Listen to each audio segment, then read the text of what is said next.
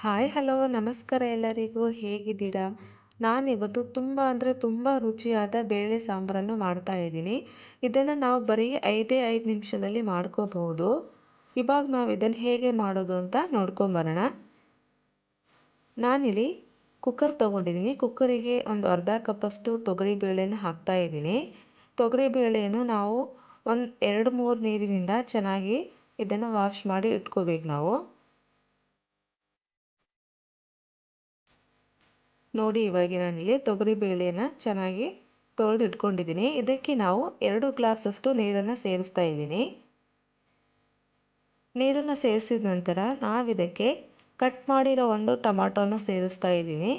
ನಾನಿಲ್ಲಿ ಬೆಳ್ಳುಳ್ಳಿ ಮತ್ತು ಜೀರಿಗೆಯನ್ನು ಎರಡನ್ನು ಒಟ್ಟಿಗೆ ಜಜ್ಜಿ ಹಾಕ್ತಾ ಇದ್ದೀನಿ. ಇದರಿಂದ ಒಳ್ಳೆ ಫ್ಲೇವರ್ ಕೊಡುತ್ತೆ ಈ ಬೇಳೆ ಸಾಂಬಾರಿಗೆ.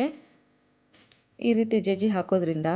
ನಂತರ 2 ಸ್ಪೂನಷ್ಟು ಅಚ್ಚ ಖಾರದ ಪುಡಿಯನ್ನು ಸಹ ಸೇರಿಸ್ತಾ ಇದ್ದೀನಿ.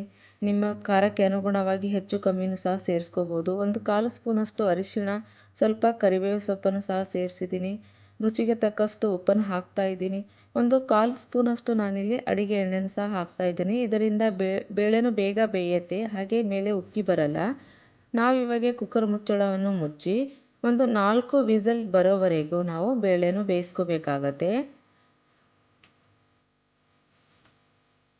ನೋಡಿ ಇಲ್ಲಿ ಒಂದು 4 ವಿಸಲ್ ಆದ ನಂತರ ನಾನಿಲ್ಲಿ ಓಪನ್ ಮಾಡ್ತಾ ಇದ್ದೀನಿ. ಬೇಳೆನೂ ಎಷ್ಟು ಸಾಫ್ಟಾಗಿ ಬೆಂದಿದೆ ನೀವು ನೋಡ್ಬೋದು. ನೀವು ಹೀಗೇ ಇವಾಗ ಇದಕ್ಕೆ ಒಗ್ಗರಣೆ ಕೊಡ್ಬೋದು, ಇಲ್ಲ ಬೇಳೆನ ಸ್ವಲ್ಪ ಮಸದ್ಬಿಟ್ಟು ಆಮೇಲೆ ಒಗ್ಗರಣೆ ಹಾಕೋಬೋದು. ನಾನು ಇವಾಗ ಒಂದು ಪ್ಯಾನ್ ಇಟ್ಕೊಂಡಿದ್ದೀನಿ. ಪ್ಯಾನಿಗೆ 1 ಟೇಬಲ್ ಸ್ಪೂನಷ್ಟು ಆಯಿಲನ್ನು ಹಾಕಿದ್ದೀನಿ. ಆಯಿಲು ಸ್ವಲ್ಪ ಬಿಸಿಯಾದ ತಕ್ಷಣ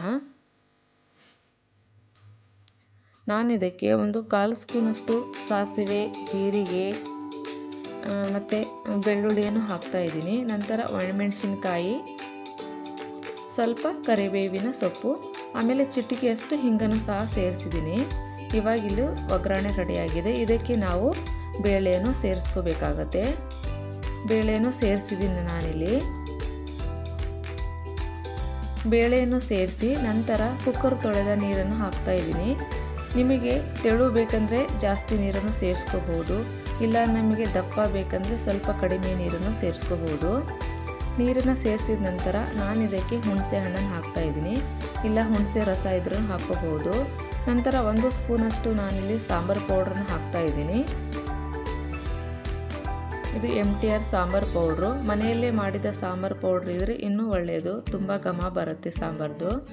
ಇವಾಗ ನಾವು ಇದಕ್ಕೆ ಒಂದು 5 ನಿಮಿಷ ಆದರೂ ಚೆನ್ನಾಗಿ ಕುದಿಸ್ಕೋಬೇಕು ಈ ಸಾಂಬಾರನ್ನ. ನೋಡಿ ಇಲ್ಲಿ ಇವಾಗ ಸಾಂಬಾರು ಕುದೀತಾ ಇದೆ. ಈ ಟೈಮಲ್ಲಿ ನಾವು ಸ್ವಲ್ಪ ಕಟ್ ಮಾಡಿರೋ ಕೊತ್ತಂಬರಿ ಸೊಪ್ಪನ್ನು ಸೇರಿಸ್ಕೋಬೇಕಾಗುತ್ತೆ. ಕೊತ್ತಂಬರಿ ಸೊಪ್ಪು ಸೇರಿಸೋದ್ರಿಂದ ತುಂಬಾ ರುಚಿಯಾಗಿರುತ್ತೆ ಸಾಂಬಾರು. ಸ್ವಲ್ಪ ಕರಿಬೇವು ಸೊಪ್ಪನ್ನು ಸಹ ಸೇರಿಸಿದ್ದೀನಿ. ಎರಡನ್ನೂ ಸೇರಿಸಿದ ನಂತರ 1-2 ನಿಮಿಷ ಕುದಿಸ್ಕೊಂಡ್ರೆ ಸಾಕು. ಇವಾಗ ಇಲ್ಲಿ ಸಾಂಬಾರು ರೆಡಿಯಾಗಿದೆ. ಇವಾಗ ನಾವು ಸ್ಟವನ್ನು ಆಫ್ ಮಾಡಿ ಸಾಂಬಾರನ್ನು ನಾವು ಸರ್ವ್ ಮಾಡ್ಕೊಳ್ಳೋಣ.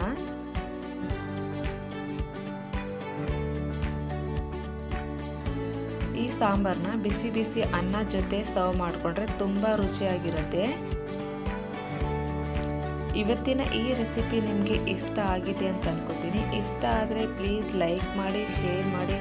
ಇನ್ನು ಯಾರು ನಮ್ಮ ಚಾನಲ್ಗೆ ಸಬ್ಸ್ಕ್ರೈಬ್ ಆಗಿಲ್ಲ ಅಂದರೆ ಸಬ್ಸ್ಕ್ರೈಬ್ ಆಗೋದನ್ನು ಮರಿಬೇಡಿ. ಹಾಗೆ ಪಕ್ಕದಲ್ಲಿರುವ ಬೆಲ್ ಬಟನನ್ನು ಪ್ರೆಸ್ ಮಾಡಿ ಮೇಲೆ ಆಲ್ ಅಂತ ಟೈಪ್ ಮಾಡಿದರೆ ನಮ್ಮ ಎಲ್ಲ ವಿಡಿಯೋಗಳ ನೋಟಿಫಿಕೇಷನ್ ನಿಮಗೆ ಮೊದಲು ತಲುಪುತ್ತೆ. ಹಾಗೆ ಮತ್ತೆ ಇನ್ನೊಂದು ಹೊಸ ವಿಡಿಯೋದೊಂದಿಗೆ ಬರ್ತೀನಿ. ಅಲ್ಲಿವರೆಗೂ ಎಲ್ಲರಿಗೂ ಬಾಯ್ ಬಾಯ್, ಟೇಕ್ ಕೇರ್.